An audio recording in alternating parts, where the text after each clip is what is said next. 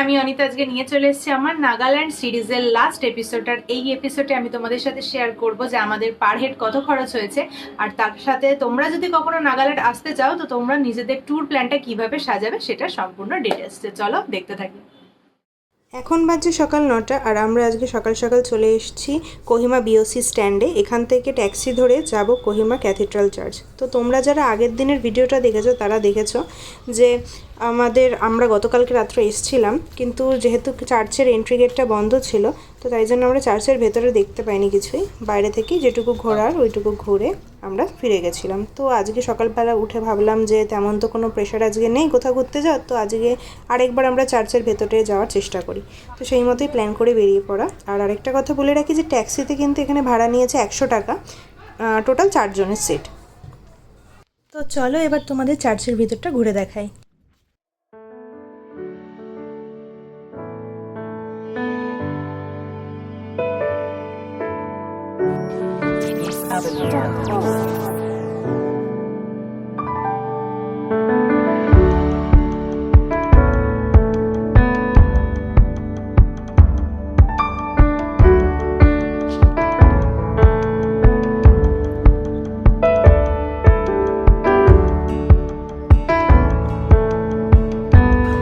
তো নাগাল্যান্ড কেমন লাগলো?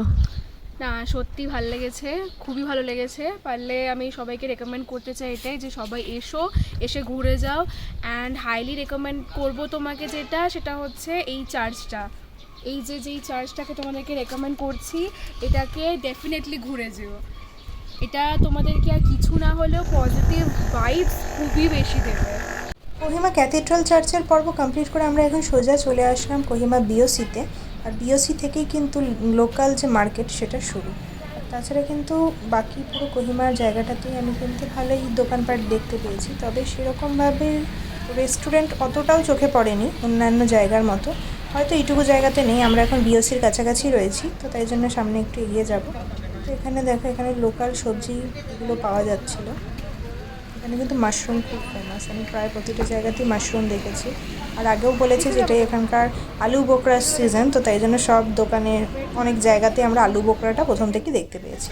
হোটেলে যখন আমরা জিজ্ঞেস করেছিলাম যে এখান থেকে যদি আমরা কিছু শপিং করতে চাই তাহলে কোন জায়গা থেকে করলে ভালো হবে, তো তখন কিন্তু ওনারা মাতো কমপ্লেক্স সাজেস্ট করেছিলেন। ওই সামনে দেখা যাচ্ছে মাতো কমপ্লেক্স।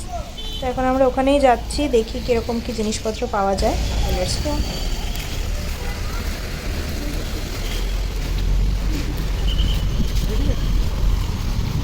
মাতো কমপ্লেক্স যেতে যেতেই দেখো চোখে পড়লো এই দোকানটা। এখানে কিন্তু ওখানকার লোকালসরা যেসব খাবার খেয়ে থাকে সেগুলো সব কিছু এখানে অ্যাভেলেবেল ছিল।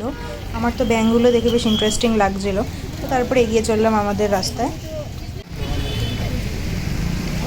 মাতো কমপ্লেক্সের ভিতরে আমি তেমন কোনো ভিডিও করিনি, তবে মাতো কমপ্লেক্সের ভিতরে কিন্তু প্রতিটা জিনিসই আমার একটু ওভার প্রাইস মনে হয়েছিল। তাছাড়া গিফট আইটেম টাইপের যেমন চাবির রিং এগুলোই আমরা প্রেফার করি যে বন্ধুবান্ধব বা ফ্যামিলি মেম্বারদের জন্য নিয়ে আসা, বা ওখানকার কোনো চাদর জিনিসপত্র এগুলো কিন্তু সেরকমভাবেই আমার চোখে পড়েনি। তো তারপরে আমরা ভাবলাম যে কিছু ট্রাফিক পুলিশের থেকে হেল্প নিই, তো উনি একটা জায়গা সাজেস্ট করলেন ওখানেরই কাছে, তো ওখান থেকে আমরা গেলাম।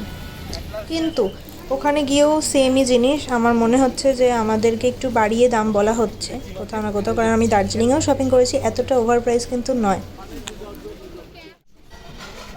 তো এটাই বলবো যে নাগাল্যান্ড থেকে কিন্তু আমি কিছুই আনতে পারলাম না কারোর জন্য, কারণ সব কিছু জিনিসপত্রই কলকাতাতে অ্যাভেলেবেল। তো এভাবেই আমাদের নাগাল্যান্ডের আজকে বাজারের সিরিজ কমপ্লিট হলো। তো এরপর আমরা চলে যাব সোজা দিমাপুর।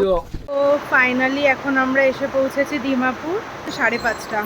চোখের অবস্থা খুব খারাপ, এতদিন পাহাড়ে ছিলাম, একদম মানে আরামসে সব কিছু সব ম্যানেজ হচ্ছিলো, বাট আজকে নেমে দেখি ভালোই গরম রয়েছে। দিমাপুরে যাওয়ার দিন কিন্তু এতটা রাস্তাতে আমরা ভিড়ও পাইনি আর এতটা গরমও পাইনি। তো এখন আমরা বসে আছি, আর এই হলো আমাদের সবার লাগেজ। আর বাকিরা গেছে এখানে হংকং মার্কেট থেকে শপিং করতে। আমার শরীরটা একটু ভালো লাগছে না, তাই জন্য আমি আর ও যাইনি। তো আজকে ট্রেন হচ্ছে রাত্রিবেলা 3:30-র সময়। তো বাকিটা পরে বলছি। বাই।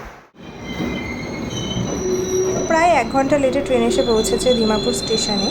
আর এইভাবেই কমপ্লিট হলো আমাদের নাগাল্যান্ডের ট্যুর। তো এখন আমি তোমাদেরকে দেবো যে নাগাল্যান্ড ট্রিপে আমার কত খরচ হলো সেটার একটা হিসাব। তো প্রথমে আমি বলে রাখি যে আমরা কিন্তু 7 জনের গ্রুপে গেছিলাম, আর তোমরা হয়তো জানো যে পাহাড়ের এলাকায় মেনলি 8 সিটার গাড়ি পাওয়া যায়। তো তাতে কিন্তু তোমরা যত বেশি জন যাবে সেটাই তোমাদের খরচের জন্য ভালো।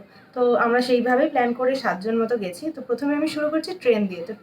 তো আমাদের যাওয়ার সময় টিকিট ছিল কলকাতা থেকে দিমাপুর স্টেশনের কামরূপ এক্সপ্রেসে, আর আমরা ফিরেছিলামও সেম ট্রেনেই, ঠিক আছে। তো আমাদের যাতায়াত মানে পার হেড আমাদের টিকিটের কস্টিং পড়েছে 1456 টাকা করে, ঠিক আছে। তো যাওয়ার ভাড়া 1456, আসার ভাড়াও 1456, তো টোটাল হয়ে যাচ্ছে এখানে 2912 টাকা, ঠিক আছে।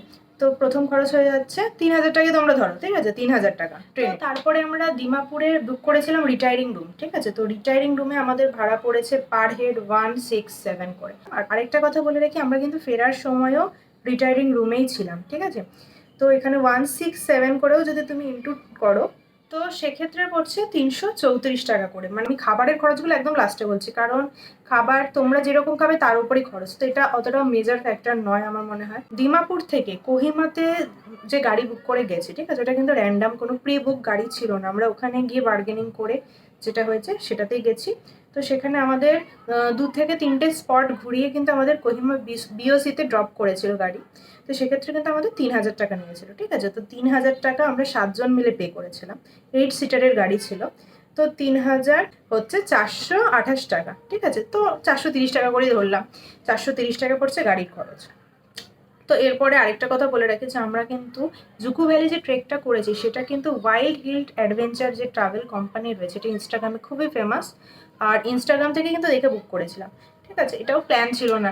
তারপরে ভাবলাম যে ওখানে গিয়ে যদি সেভাবে না পাই কোনো কিছু, ওয়াইল্ড হিল ট্রাভেলার্স আমাদের থেকে নিয়েছে পার হেড 5000 টাকা করে, ঠিক আছে। 5000 টাকায় শুধু আমরা প্রথম দিনকে দেখলাম নাগা হেরিটেজ ভিলেজ, তারপরে দেখছি তারপরে দেখছি না, তারপরে জাখামা এসে স্টে করছি, ডিনার করছি, সামান্য কিছু চা খাচ্ছি বিকালবেলা, ওটা ওদের সাথে। আর তারপরের দিন জুকু ভ্যালি যাচ্ছি। জুকু ভ্যালির পুরো ট্রেকিং উইথ জুকু ভ্যালিতে লাঞ্চের জন্য আমাদের ছোট করে একটা প্যাকেট দেওয়া হয়েছিল, সেটা আর ওখানকার ডিনার। আর পরের দিন মানে জুকু ভ্যালি ট্রেকিং করার সেদিনকে স্টে করার পরের দিনকে ব্রেকফাস্ট থেকে আমরা আবার ফিরে আসলাম জাখামাতে, যেখানে আমরা কিন্তু ব্যাকপ্যাকগুলো রেখে গেছিলাম। মানে মেনলি কিন্তু আমাদের পুরো লাগেজ নিয়ে ট্রেক করতে হয়নি।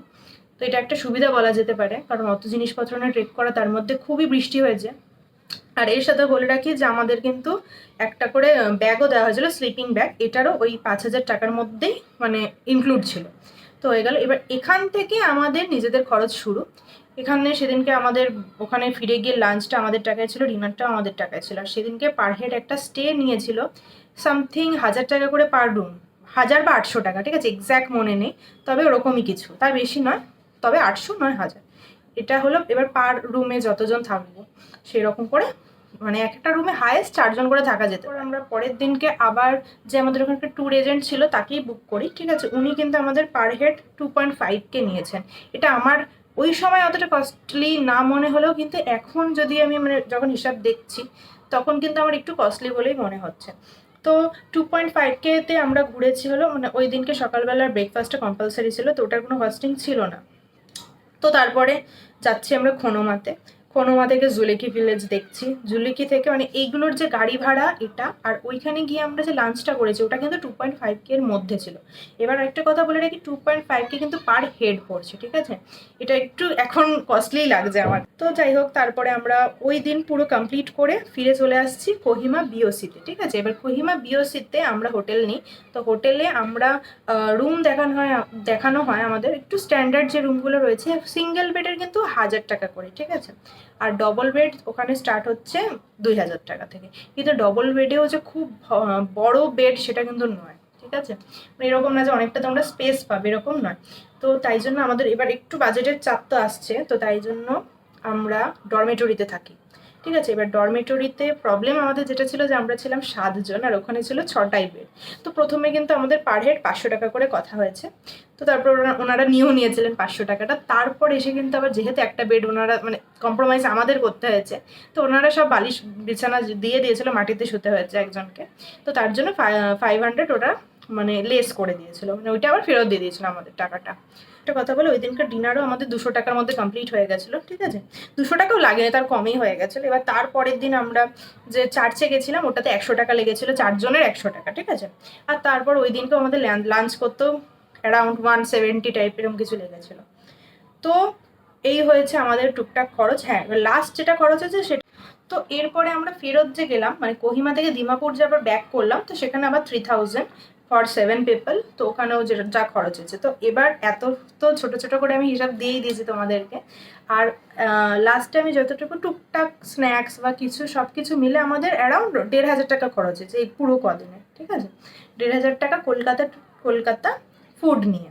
তো আমাদের পার হেড কিন্তু খরচ আসছে 14,000 টাকা করে, ঠিক আছে? 14 থেকে এবার কিছু জন একটু বেশি এক্সপেন্সিভ স্পেন্ড করেছে মানে খাবার দাবারে, তো মিনিমাম মানে সবারই 15,000-এর ওপরে ওঠেনি। যেরকম আমার পার্সোনালি খরচ হয়েছে 14,000 টাকা, বাকি যারা ছিল তাদের হয়তো কিছু জনের 15,000 টাকা খরচ হয়েছে। তো তোমাদেরও এরকমই বাজেট আপ সিজনে গেলে লাগবে। তো এখানেই আমি কমপ্লিট করছি আমার নাগাল্যান্ডের ব্লগ। আর সব কিছু ডিটেলস কিন্তু আমি তোমাদের জন্য দিয়ে দিয়েছি। আর যদি কিছু এনকোয়ারি থাকে তোমরা অবশ্যই আমাকে কমেন্ট করে জানতে পারো। দেখা হচ্ছে অন্য কোনো ব্লগে। তো ততক্ষণের জন্য বাই বাই।